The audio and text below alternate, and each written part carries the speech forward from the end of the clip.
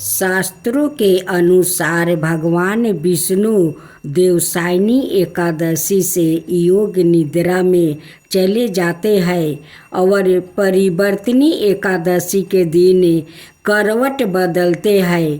करवट बदलने से भगवान विष्णु का स्थान परिवर्तित होता है, इसलिए परिवर्तनी एकादशी कहा जाता है। परिवर्तनी एकादशी व्रत पूजा विधि।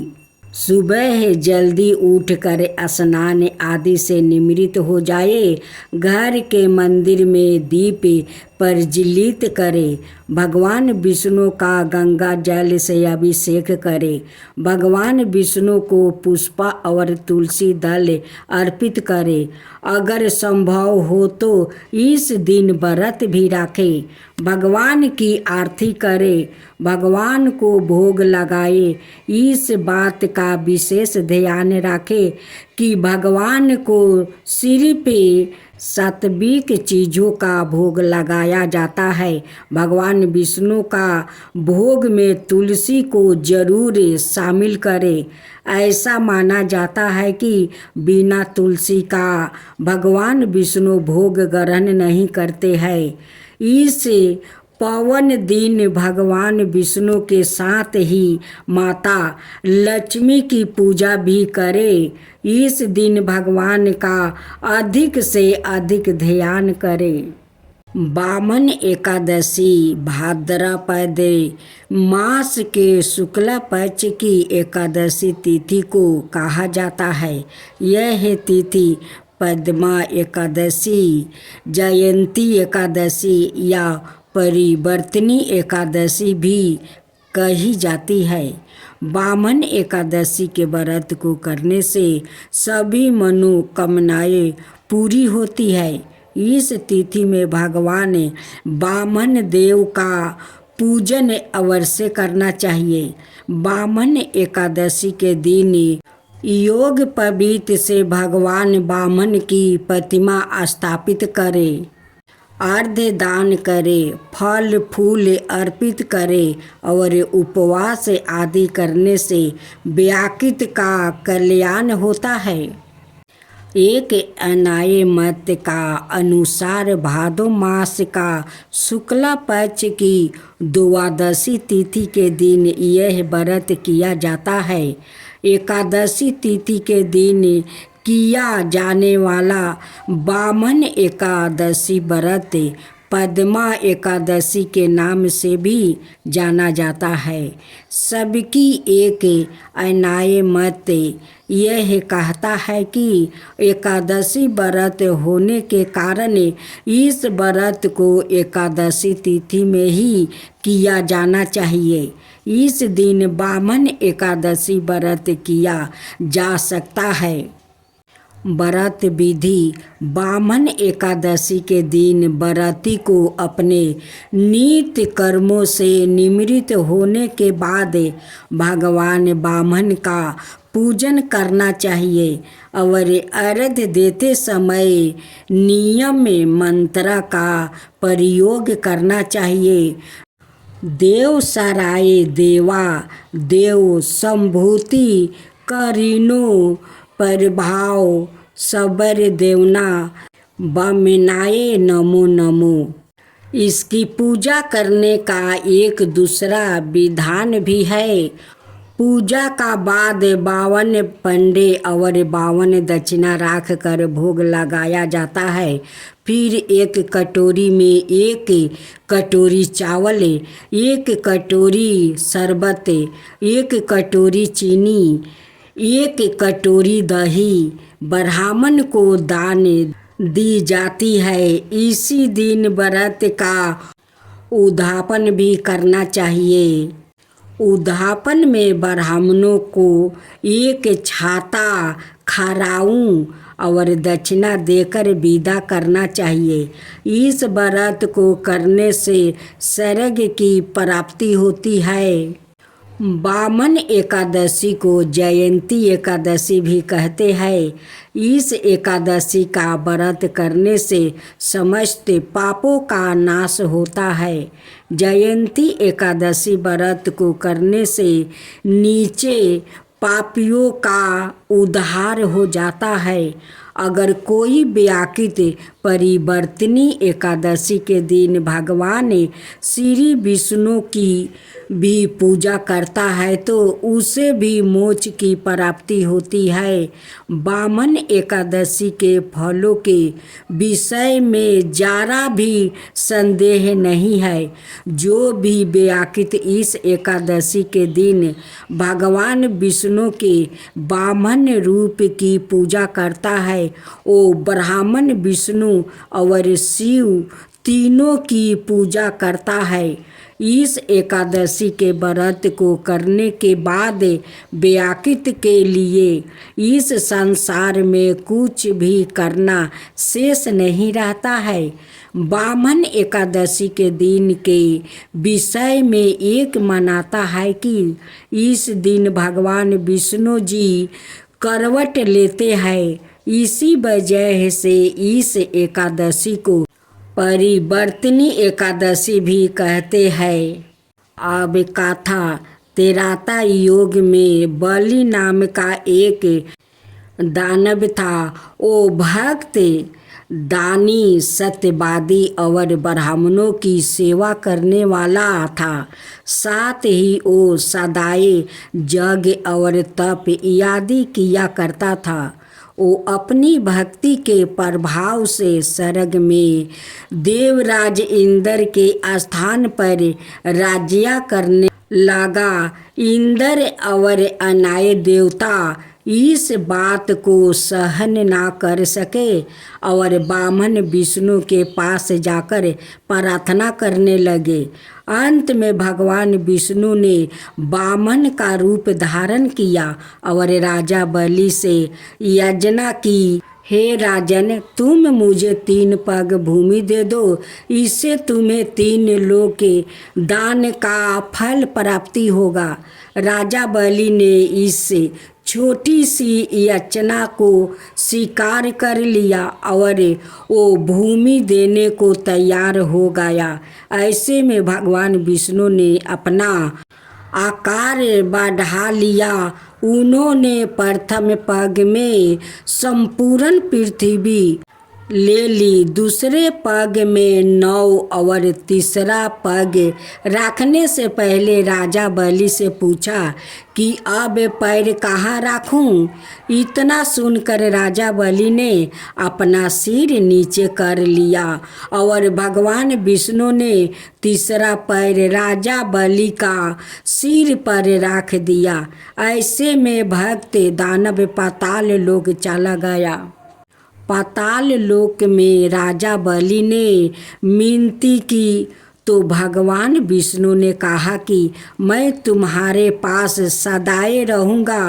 भादो मास की शुक्ला पक्ष की परिवर्तनी नाम की एकादशी के दिन मैं एक रूप से राजा बलि के पास रहूँगा और एक रूप से क्षीर सागर में शेष नाग पर शयन करता रहूँगा। इस एकादशी के दिन भगवान विष्णु सोते हुए करवट बदलते हैं। इस दिन त्रिलोक का नाथ विष्णु भगवान की पूजा की जाती है। वामन एकादशी दिन चावल और दही सहित चांदी का दान करने का विशेष विधि विधान है। तुलसी महारानी जी का अगर कोई भक्त नियम पालन से उनकी हर बृहस्पतिवार को दिन भाई कोई दिन उनकी 5 कथा सुने और भजन सुने तो उन पर जरूर माँ तुलसी कृपा करती है। क्योंकि विष्णु भगवान जो उनकी पूजा पर इतनी प्रसन्न होते हैं तो विष्णु भगवान तो जरूर उस भक्त पर प्रसन्न होंगे कि वो भक्त मेरी तुलसी का तो सेवा करती है तो उन पर मैं क्यों ना प्रसन्न हूँ। तो साथियों, अगर आप रोज माँ तुलसी का पूजा करते हैं तो उनकी रोज 5 गाथा और भजन सुने, ताकि आपके ऊपर विष्णु भगवान का कृपा को बरसात होने लगे। क्योंकि जहाँ माँ तुलसी होती है वहीं पर विष्णु भगवान होते हैं। क्योंकि साथियों, विष्णु भगवान ही माँ तुलसी से छल किया था, उन्हीं ने माँ तुलसी को नाम भी दिया है। माँ तुलसी तो वो है कि सभी को घर आंगन को सुरक्षित रखती है, सब मनुष्यों को अपने पत्तियाँ खिलाकर रोग दूर करती है। यही तो माँ तुलसी है। इसलिए उन्हें कोई तुलसी महारानी कहते हैं, तो कोई तुलसी माता कहते हैं, तो कोई तुलसी रानी कहते हैं, कोई विष्णु प्रिया कहते हैं। यही तो माँ तुलसी है। इनकी रोज पूजा करनी चाहिए। रोज इनकी गाथा नियम से जो लोग सुनते हैं उन पर माँ तुलसी और विष्णु भगवान जरूर कृपा करते हैं, ये विश्वास है। लोग कहते हैं कि अगर मन है साचा तो कठौती में है गंगा, अगर मन नहीं है पुलिसकार तो कहीं नहीं है माँ तुलसी, कहीं नहीं है गंगा, कहीं नहीं है देवी देवता। ये सब विश्वास के ऊपर चलते हैं। अगर मन में विश्वास रहता है तो देवी देवता एक दिन जरूर दर्शन कोई ना कोई रूप में वो देते हैं। आज हम लोग भगवान पर विश्वास करते हैं, उसलिए तो भगवान हम लोग के घर में कुछ के कमी नहीं देते हैं, हम लोग पर वो कृपा करते हैं। तभी तो हम लोग सुख से रहते हैं, सुख से भोजन करते हैं। तो ये विश्वास करना चाहिए भगवान के ऊपर। अगर भगवान कृपा नहीं करते हैं तो हम लोग का घर में आमदनी कैसे आता है? वो भगवान कृपा करते हैं, उसलिए हम लोग के घर में आमदनी आते हैं, कुछ को तकलीफ नहीं होता है। तो साथियों, माँ तुलसी का पूजा करें, उनकी गाथा जरूर सुने, उनकी भजन जरूर सुने, ताकि विष्णु भगवान सब भक्त पर प्रसन्न रहे। माँ तुलसी की जय हो, माँ तुलसी की जय हो, विष्णु भगवान की जय हो, विष्णु भगवान की जय हो। दैत्यराज कलनेमी की कन्या बिंदा का विवाह जलंधर से हुआ। जलंधर महाराक्षस था, अपनी साता के पद में चूर है। उसने माता लक्ष्मी को पाने की कामना से युद्ध किया, परंतु समुद्र से ही उत्पन्न होने के कारण माता लक्ष्मी ने उसे अपने भाई के रूप में स्वीकार किया। वहाँ से पराजित होकर वो देवी पार्वती को पाने की लालसा से कैलाश पर्वत पर गया। भगवान देव शिव का ही रूप धारण कर माता पार्वती के समीप गया, परंतु माँ ने उन्हें योग बल से उसे तुरंत पहचान लिया और वहाँ से अंतर्ध्यान हो गई। देवी पार्वती ने क्रोध होकर सारा वृत्तांत भगवान विष्णु को सुनाया। जलंधर की पत्नी बिंदा अत्यंत पतिव्रता स्त्री थी। उसी के पतिव्रता धर्म की शक्ति से जलंधर ना तो मारा जाता था और ना ही पराजित होता था। इसलिए जलंधर का नाश करने के लिए बिंदा का पतिव्रता धर्म को भंग करना बहुत आवश्यक था। इसी कारण भगवान विष्णु ऋषि का भेष धारण कर वन में जा पहुँचे, जहाँ बिंदा अकेली बर्मन कर रही थी।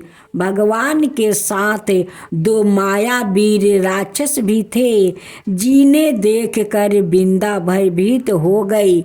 ऋषि ने बिंदा के सामने पल में दोनों को भस्म कर दिया। उनकी शक्ति देखकर बिंदा ने कैलाश पर्वत पर महादेव के साथ युद्ध कर रहे अपने पति जलंधर के बारे में पूछा। ऋषि ने अपने माया जाल से 2 बांदर प्रकट किया। एक बांदर के हाथ में जलंधर का सिर था और दूसरा के हाथ में धर। अपने पति की यह दशा देखकर बिंदा मूर्छित होकर गिर पड़ी।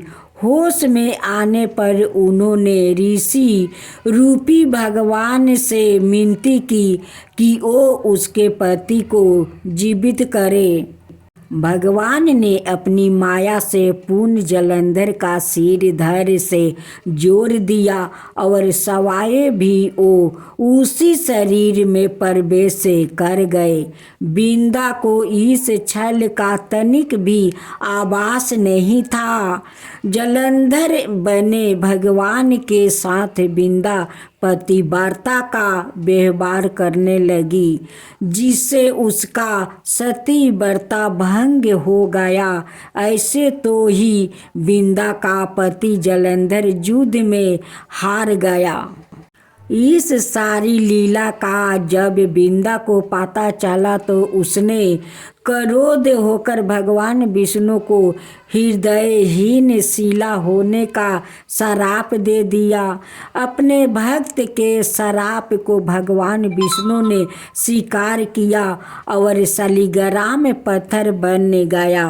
सृष्टि के पालनकर्ता के पत्थर बन जाने से ब्रह्मांड में अतुलिन की स्थिति हो गई। यह देखकर सभी देवी देवताओं ने बिंदा से प्रार्थना की, वो भगवान विष्णु को श्राप से मुक्त कर दे।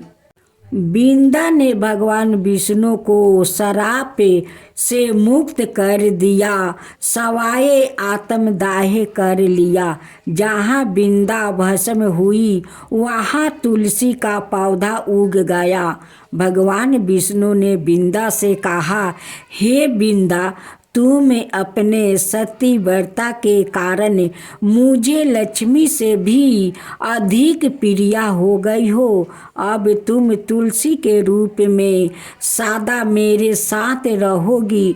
जो मनुष्य भी मेरे शालिग्राम रूप के साथ तुलसी का विवाह करेगा, उसे इस लोक और परलोक में विपुल यश प्राप्ति होगा। ऐसी मान्यता है कि जिस घर में तुलसी होती है वहाँ यम के दूत भी असमय नहीं जा सकते।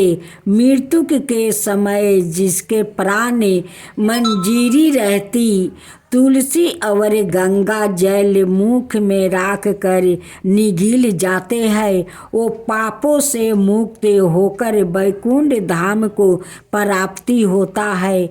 जो मनुष्य तुलसी अमले की छाया में अपने पितरों का श्राद्ध करता है, उसके पितरों मोक्ष को प्राप्ति हो जाते हैं।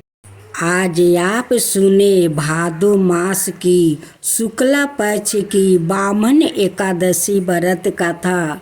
जो भक्त इस भादो मास की बामन एकादशी व्रत को करते हैं या उनकी कथा सुनते हैं, उन पर विष्णु भगवान प्रसन्न हो जाते हैं और उनकी सारे मनोकामना को पूर्ण कर देते हैं। युधिष्ठिर कहने लगे, हे भगवान, भाद्रपद शुक्ला पक्ष एकादशी का क्या नाम है? इसकी विधि और महत्म्य क्या है? कृपा करके आप विस्तार पूर्वक कह कर सुनाइए।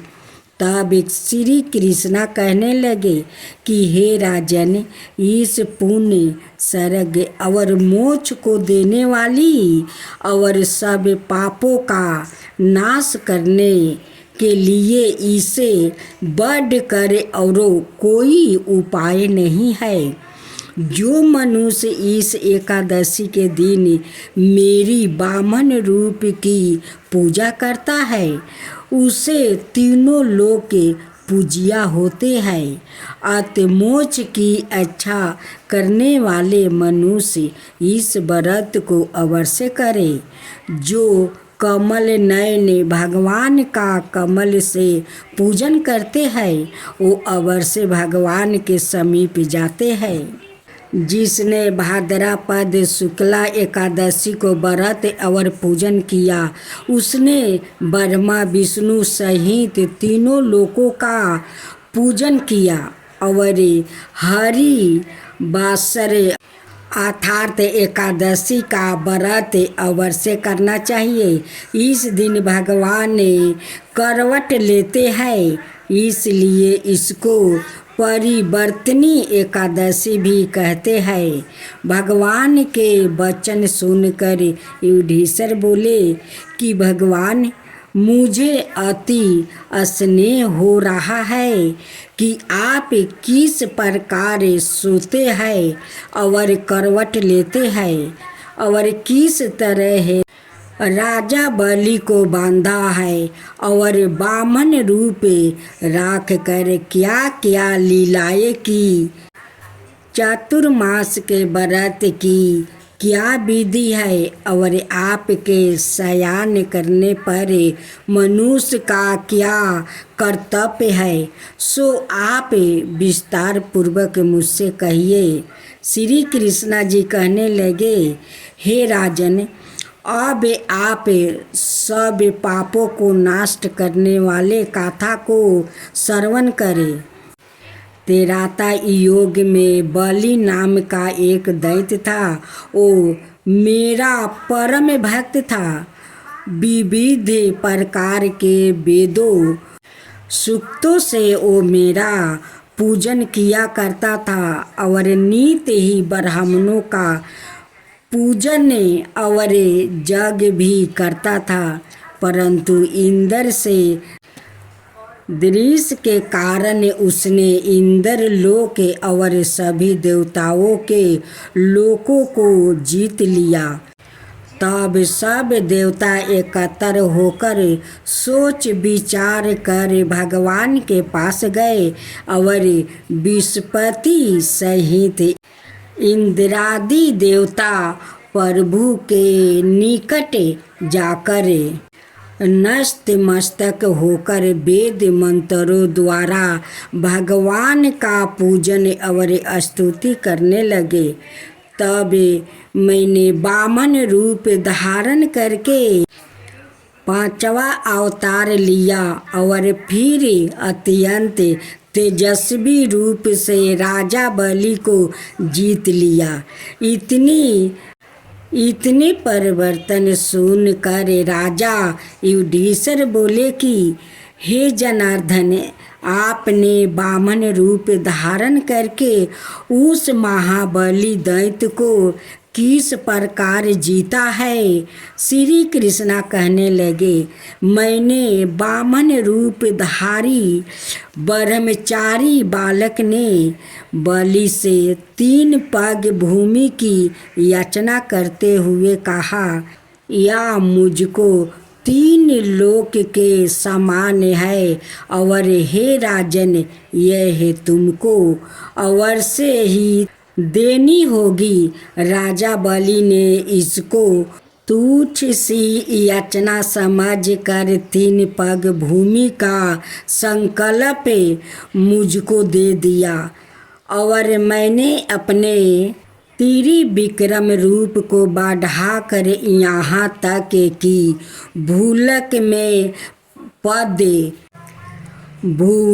में जंघा, स्वर्गलोक में कमर, महालोक में पेट, जनलोक में हृदय, यमलोक में कंठ की स्थापना कर सत्यलोक में मुख, उसके ऊपर मस्तक स्थापित किया। सूर्य, चंद्रमा आदि सब ग्रहों, योग नक्षत्रों, इंद्रादिक देवता और शेष आदि सब ना गगनों ने विवाद प्रकार से वेद सुक्ता द्वार प्रार्थना की। तब मैंने राजा बलि को हाथ पकड़ कर कहा कि राजन, एक पग से पृथ्वी दूसरे से स्वर्गलोक पूर्ण हो गया, अब तीसरा पग कहाँ पर राखूं। तब बलि ने अपना सिर झुका लिया और मैंने अपना पैर उसके मस्तक पर रख दिया, जिससे मेरा यह भक्त पाताल को चला गया। फिर उसकी मिनती और निम्रता को देखकर मैंने कहा कि हे बलि, मैं सदाए तुम्हारे निकट ही रहूँगा। विरोचन के पुत्र बलि के कहने पर वहाँ पर भाद्रपद शुक्ला परिवर्तनी एकादशी के दिन बलि के आश्रम पर मेरी मूर्ति स्थापित हुई और दूसरी क्षीर सागर में शेषनाग के वृक्ष पर हुई। हे राजन, इस एकादशी को भगवान शयन करते हुए करवट लेते हैं, इसलिए तीनों लोकों के स्वामी भगवान विष्णु का उस दिन पूजन करना चाहिए। तांबा, चांदी, चावल और दही का दान करना उचित है। रात्रि को जागरण अवश्य करना चाहिए। जो विधि पूर्वक इस एकादशी का व्रत करते हैं वो सब पापों से मुक्त होकर स्वर्ग में जाकर चंद्रमा के सामने प्रकाशित होते हैं और यश पाते हैं। जो मनुष्य इस पाप नाशक गाथा को पढ़ते या सुनते हैं उनको हजारों अश्वमेध यज्ञ का फल प्राप्ति होता है। महालक्ष्मी की व्रत कथा। माता लक्ष्मी के दो रूप सादा से प्रचलित है। उत्तर भारत में कहते हैं कि देवी के विभिन्न रूप को उनके वाहन, पहनाव, हाथ और शास्त्रों के अनुसार पहचाना जाता है। देवी का वाहन उल्लू, गरुड़ और गज है। बहुसती जगह है वो कमल पर विराजमान है। हर देवी का अलग अलग रूप है। पुराणों में एक लक्ष्मी वो है जो समुद्र मंथन से जन्मी थी और दूसरी वो है जो भृगु की पुत्री थी। भृगु की पुत्री को श्री देवी भी कहते हैं। उनका विवाह भगवान विष्णु से हुआ था। दक्षिण भारत में लक्ष्मी जी की अभिव्यक्ति को दो रूपों में देखा जाता है, श्री रूप और लक्ष्मी रूप। श्री रूप में वो कमल पर विराजमान है और लक्ष्मी रूप में वो भगवान विष्णु के साथ है। महाभारत में लक्ष्मी के विष्णु पत्नी लक्ष्मी और राज लक्ष्मी दो प्रकार बताया गया है। एक अन्याय मान्यता के अनुसार लक्ष्मी के दो रूप है, भूदेवी और श्री देवी। भूदेवी धरती की देवी है और श्री देवी स्वर्ग की देवी है। पहली उर्वरा से जोड़ी है, दूसरी महिमा और शक्ति से। भूदेवी सरल और सुहागिन पत्नी है, जबकि श्री देवी चंचल है। विष्णु को हमेशा उन्हें खुश रखने के लिए प्रयास करना पड़ता है। एक समुंदर मंथन की महालक्ष्मी, समुंदर मंथन की लक्ष्मी को धन की देवी माना जाता है।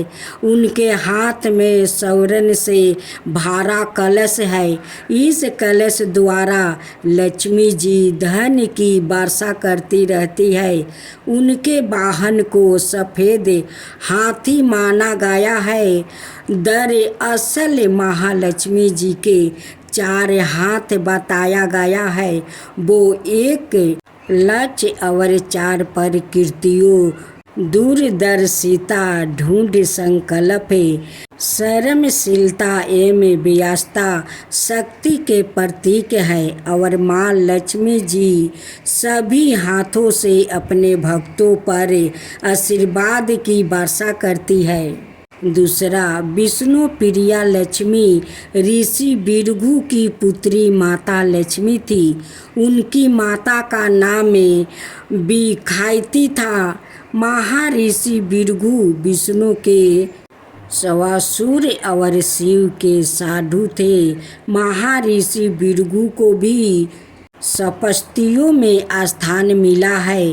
राजा दक्ष के भाई भृगु ऋषि ने इसका मतलब वो राजा दक्ष की भतीजी थी। माता लक्ष्मी के 2 भाई दाता और विधाता थे।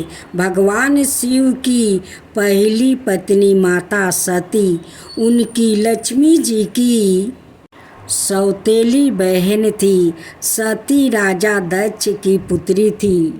तीसरा, धन की देवी लक्ष्मी का घनिष्ठ संबंध देवराज इंद्र और कुबेर से है। इंद्र देवताओं और स्वर्ग के राजा है और कुबेर देवताओं के खजाने के रक्षक के पद पर आसीन है। देवी लक्ष्मी ही इंद्र और कुबेर को इस प्रकार का वैभव राजसी सत्ता प्रदान करती है। देवी लक्ष्मी कमलवन में निवास करती है, कमल पर बैठती है और हाथ में कमल ही धारण करती है। इसके अलावा 8 अवतार बताया गया है। महालक्ष्मी जो वैकुंठ में निवास करती है, सर्ग लक्ष्मी जो स्वर्ग में निवास करती है, राधा जी जो गोलक में निवास करती है, दक्षिण जो जग में निवास करती है, गुरहा लक्ष्मी जो गुरहे में निवास करती है, शोभा जो हर वस्तु में निवास करती है, सुरभि रुक्मिणी जो गोलक में निवास करती है और राजलक्ष्मी सीता जी जो पाताल और भूलक में निवास करती है। अष्टलक्ष्मी, आदि लक्ष्मी, धन लक्ष्मी, धनाय लक्ष्मी, गज लक्ष्मी, संतान लक्ष्मी, वीर लक्ष्मी, विजय लक्ष्मी या जाया लक्ष्मी और विद्या लक्ष्मी या सभी माता लक्ष्मी के विभिन्न रूप है।